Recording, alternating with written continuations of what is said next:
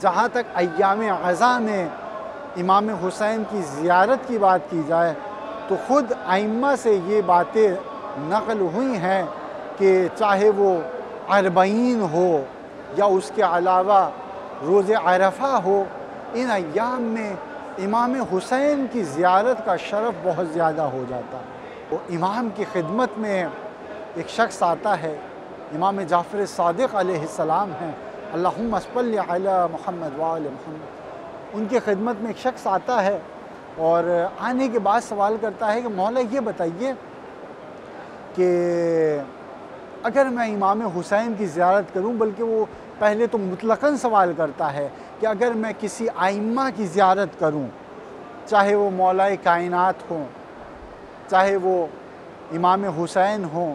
یا امام زین العابدین ہوں، ان کی زیارت کروں تو